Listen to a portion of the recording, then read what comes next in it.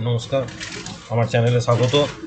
দেখো, আজকে যে বিষয়টা নিয়ে আমরা আলোচনা করব সেটা হচ্ছে যে প্রাইমারিতে যে জালিয়াতি হয়েছিল, চাকরির জালিয়াতি, নিয়োগ জালিয়াতি, যেটা 2014 সালের টেট পরীক্ষা থেকে 17 সালে যা রিক্রুটমেন্ট হয়েছিল, এবং পরবর্তীকালে কিন্তু সেই যে টেট পাস যারা করেছিল 2014 সালে তাদের থেকেই নিয়োগ হয়েছিল 2021 সালে। আমরা পরবর্তীকালে ঘটনার প্রবাহ দেখতে পেলাম যে যখন এই দুর্নীতি প্রকাশ্যে আসে, পর্ষদের সভাপতি মানিক ভট্টাচার্য থেকে শুরু করে শিক্ষামন্ত্রী তৎকালীন পার্থ চট্টোপাধ্যায়, এরা প্রত্যেকে এখন জেল খাটছেন, আপনারা জানেন। পরবর্তীকালে আমরা দেখেছিলাম যে বিচারপতি অভিজিৎ গঙ্গোপাধ্যায় কিন্তু 32,000 জনের চাকরি কিন্তু বাতিল করে দিয়েছিলেন। এরপর কিন্তু ঘটনা যেদিকে যায়, সুপ্রিম কোর্ট হয়ে পড়ে, কিন্তু আবার হাইকোর্টের ডিভিশন বেঞ্চকে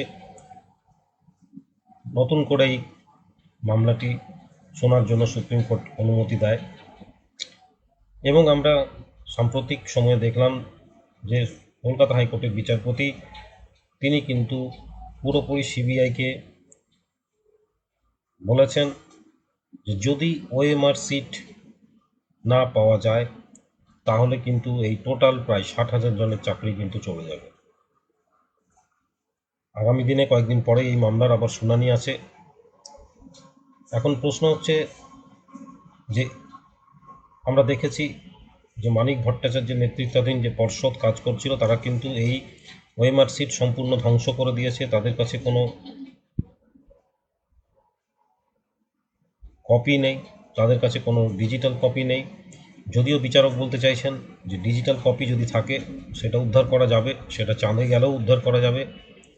এখন বিষয় হচ্ছে সিবিআই কিভাবে এই তথ্য উদ্ধার করে, অর্থাৎ ওএমআর সিট, তার যে স্ক্যান কপি, ডিজিটাল কপি, যাই বলুন না কেন, সেটা যদি উদ্ধার না হয় তাহলে কিন্তু আদালত যে হিন্ট দিয়েছে যে 60,000 জনের প্রায় চাকরি কিন্তু বাতিল হয়ে যাবে, এবং আমরাও কিন্তু সেক্ষেত্রে একটা আরও বড় সমস্যার মধ্যে যারা চাকরি করছেন, এই দুটো 2014 সালের প্যানেল থেকে 2017 সালে নিয়োগ হয়েছিলেন, 2021 সালে নিয়োগ হয়েছিলেন, এই টোটাল যে সংখ্যাটা, এরা কিন্তু খুব সমস্যার মধ্যে পড়ে যাবে।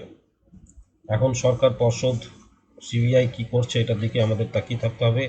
এবং উদ্বেগের মধ্যেই রয়েছেন যারা প্রাথমিকের শিক্ষক শিক্ষিকারা চাকরি করছেন।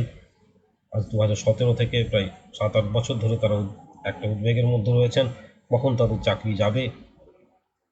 এখন দেখা যাক আমাদের যে চাকরি যারা করছেন তাদের ভাগ্যে কী রয়েছে।